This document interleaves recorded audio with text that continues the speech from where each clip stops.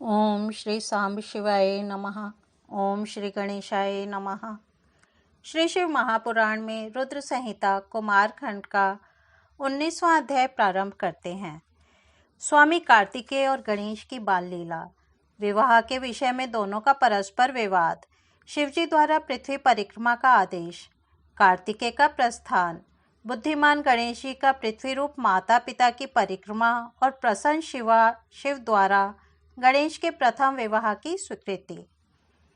नारद जी बोले, हे तात, मैंने गणेश जी के श्रेष्ठ जन्म के आख्यान को सुन लिया तथा अत्यंत पराक्रम से युक्त उनका दिव्य चरित्र भी सुना। हे तात, हे सुरेश्वर, उसके बाद क्या हुआ उसे भली भांति कहिए। यह आख्यान शिवा और शिव के यश से परिपूर्ण तथा महान आनंद देने वाला है। ब्रह्मा जी बोले, हे मुनिश्रेष्ठ, करुणार्द्र चित्त वाले, आपने ठीक ही पूछा। हे ऋषि सत्तम, अब मैं आगे की कथा कह रहा हूँ, उसे ध्यान से सुनिए। हे विपेंद्र, शिवा एवं शिव अपने उन दोनों पुत्रों की उत्तम लीला बारंबार देखकर अत्यंत प्रसन्न होने लगे। माता पिता के दुलार से उनका सुख दिन रात बढ़ने लगा और वे दोनों बड़ी प्रसन्नता से आनंद पूर्वक क्रीड़ा करते थे। हे मुनीश्वर, वे दोनों पुत्र महान भक्ति से युक्त होकर माता पिता की सेवा किया करते थे। षण्मुख कार्तिकेय तथा गणेश के प्रति माता पिता का अधिक स्नेह शुक्ल पक्ष के चंद्रमा के समान सदा बढ़ने लगा। हे देवर्षे, एक समय शिवा एवं शिव वे दोनों प्रेमयुक्त होकर एकांत में बैठे हुए कुछ विचार कर रहे थे। शिवा शिव बोले, अब हमारे ये पुत्र विवाह के योग्य हो गए हैं, अतः इन दोनों का शुभ विवाह कैसे किया जाए।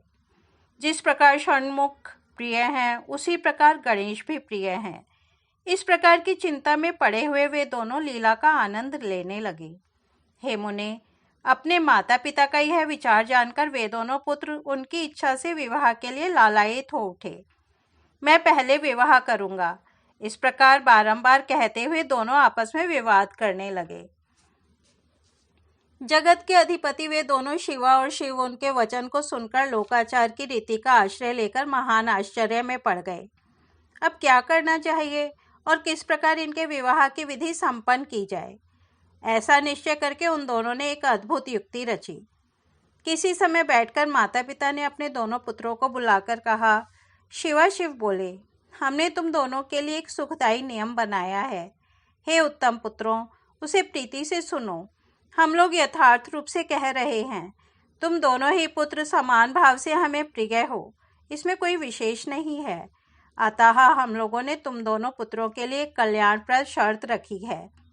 तुम दोनों में जो कोई भी संपूर्ण पृथ्वी की परिक्रमा कर पहले चला आएगा, उसी का शुभ लक्षण संपन्न विवाह पहले किया जाएगा।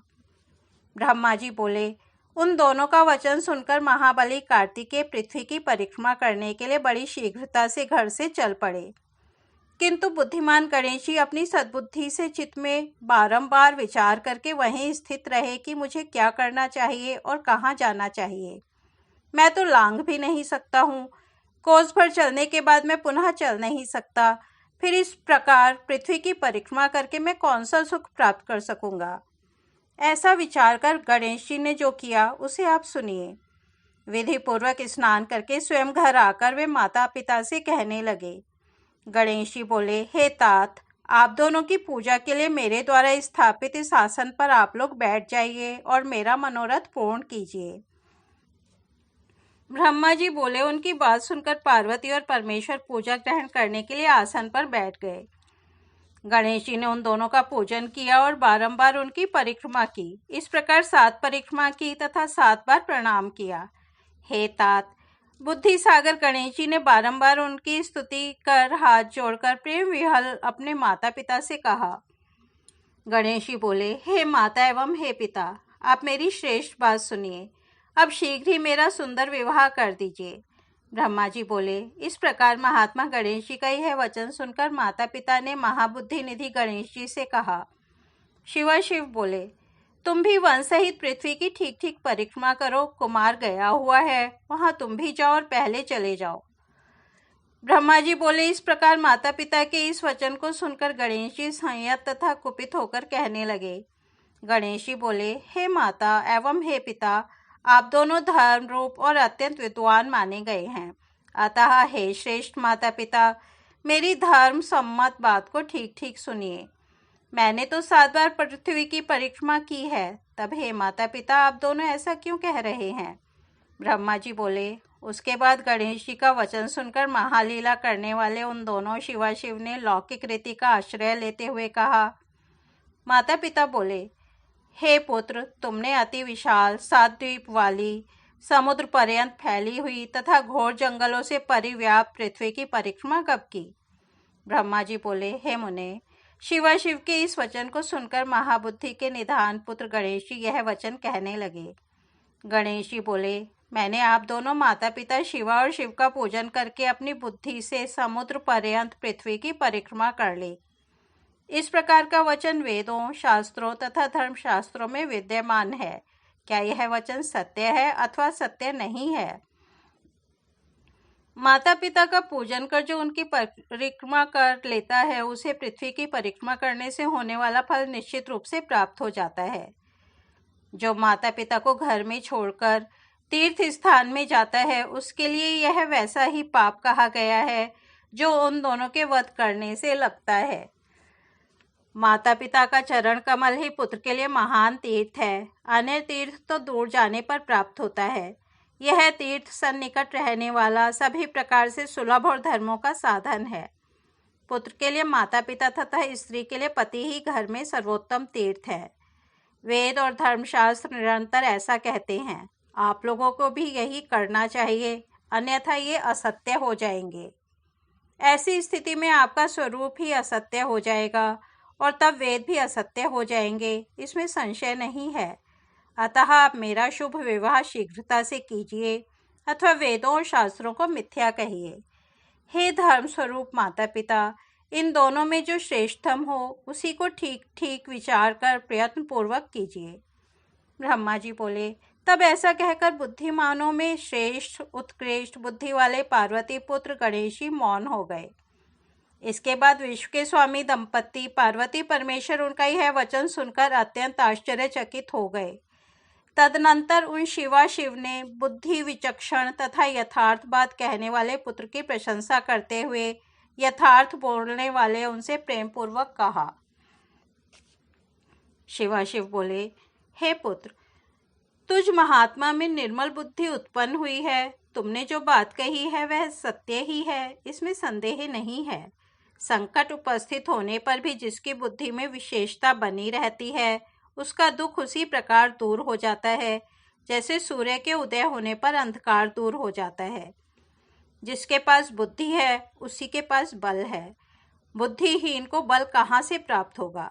बुद्धि के बल से किसी खरगोश ने मदोन्मत्त सिंह को कुएं में गिरा दिया था। वेद शास्त्रों तथा पुराणों में बालक के लिए जो धर्म पालन बताया गया है, तुमने वह सब धर्म पालन किया है। तुमने जो सम्यक कार्य किया उसे कोई नहीं कर सकता। हम दोनों ने तुम्हारी बात मान ली, अब उसे अन्यथा नहीं किया जा सकता। ब्रह्मा जी बोले। ऐसा कहकर वे दोनों बुद्धि सागर गणेश को आश्वस्त कर उनका विवाह करने के लिए उत्तम विचार करने लगे।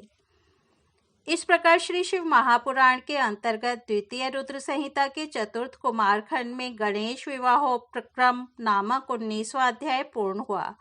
अब हम 20वां अध्याय प्रारंभ करते हैं। प्रजापति विश्वरूप की सिद्धि तथा बुद्धि नामक 2 कन्याओं के साथ गणेश जी का विवाह तथा उनसे क्षेम तथा लाभ नामक 2 पुत्रों की उत्पत्ति, कुमार कार्तिकेय का पृथ्वी की परिक्रमा कर लौटना और शुद्ध होकर क्रौंच पर्वत पर चले जाना, कुमारखंड के श्रवण की महिमा। ब्रह्मा जी बोले। इसी बीच विश्वरूप नामक प्रजापति शिवाशिव के इस निश्चय को जानकर प्रसन्नचित्त हुए। उन विश्वरूप प्रजापति की सिद्धि बुद्धि नामक 2 कन्याएं थीं, जो सर्वांग सुंदरी एवं दिव्य रूप वाली थीं। गिरिजा एवं महेश्वर ने आनंद पूर्वक उन दोनों के साथ गणेश जी का महोत्सव पूर्वक विवाह संपन्न कराया। सभी देवता प्रसन्न होकर उस विवाह में आए। जैसा पार्वती एवं शंकर का मनोरथ था, वैसे ही विश्वकर्मा ने बड़ी प्रसन्नता के साथ गणेश का विवाह किया। देवता तथा ऋषिगण अत्यंत प्रसन्न हुए। हे मुने, उस समय गणेश को भी उन दोनों से अति दुर्लभ सुख प्राप्त हुआ। उस सुख का वर्णन नहीं किया जा सकता है। कुछ समय बीतने के बाद महात्मा गणेश जी को उन दोनों भार्याओं से 2 दिव्य पुत्र उत्पन्न हुए। गणेश जी की सिद्धि नामक पत्नी से क्षेम नामक पुत्र हुआ तथा बुद्धि से लाभ नामक परम सुंदर पुत्र उत्पन्न हुआ। इस प्रकार गणेश जी अचिंत्य सुख का उपभोग करने लगे। इसके बाद शिवजी के दूसरे पुत्र कार्तिकेय पृथ्वी की परिक्रमा कर वहां आ गए।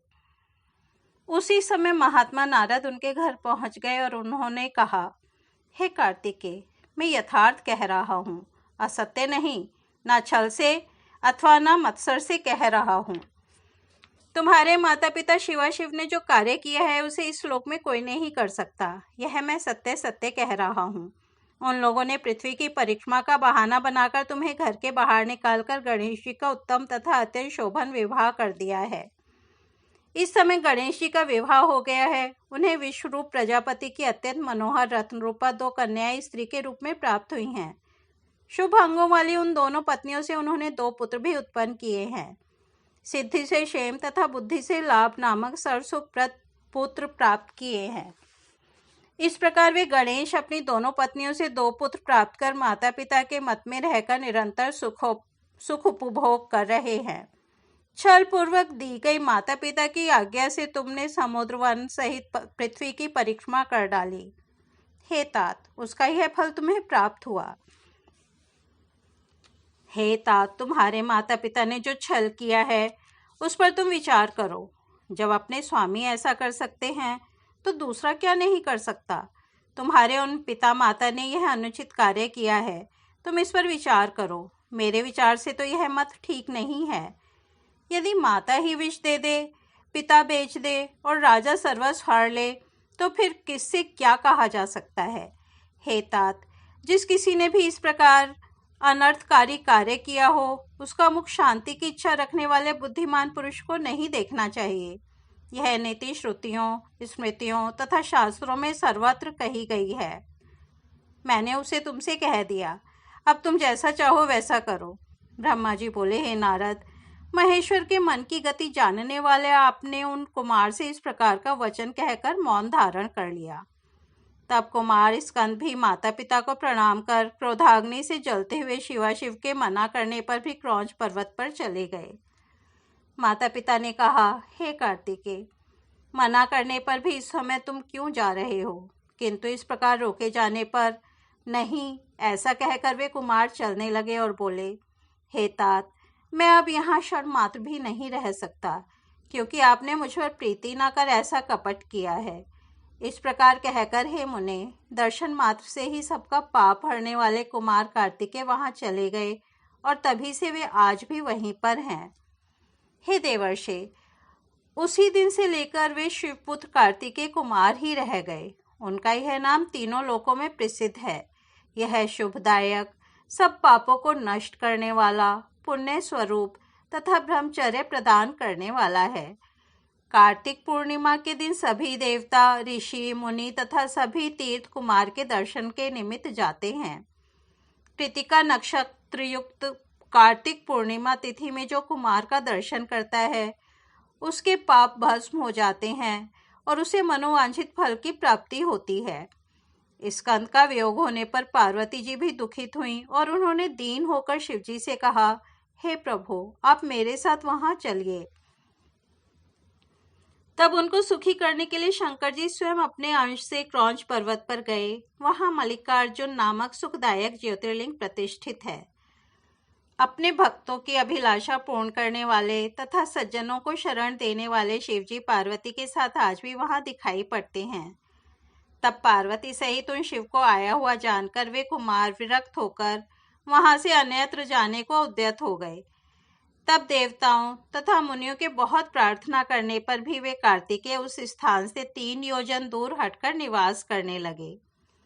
हे नारद, पुत्र के स्नेह से आतुर वे दोनों शिवाशिव कुमार के दर्शन के लिए पर्व पर वहां जाते हैं।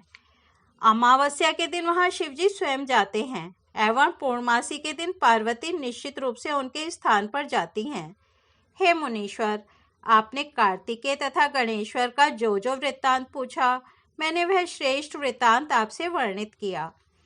इस कथा को सुनकर बुद्धिमान मनुष्य समस्त पापों से छूट जाता है और अपनी संपूर्ण अभिलषित शुभ कामनाओं को प्राप्त कर लेता है।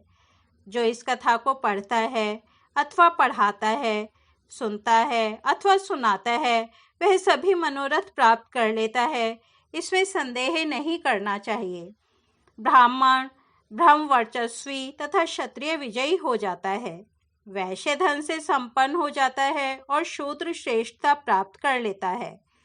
रोगी रोग से मुक्त हो जाता है और भयभीत व्यक्ति भय से मुक्त हो जाता है। वह मनुष्य भूत प्रेत आदि बाधाओं से पीड़ित नहीं होता है।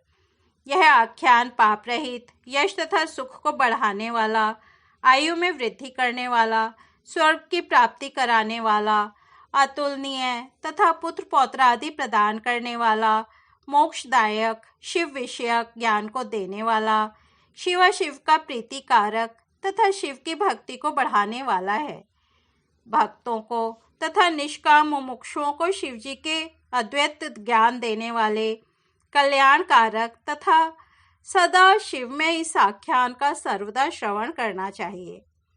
इस प्रकार श्री शिव महापुराण के अंतर्गत द्वितीय रुद्र संहिता के चतुर्थ कुमार खंड में गणेश विवाह वर्णन नामक 20वां अध्याय पूर्ण हुआ। इति श्री शिव महापुराणे द्वितीय रुद्र संहितायां चतुर्थः कुमार खंडः समाप्तः। कल हम श्री शिव महापुराण का अगला खंड पढ़ेंगे, उसका प्रथम अध्याय सुनेंगे। तब तक यही विराम देते हैं। ओम नमः शिवाय।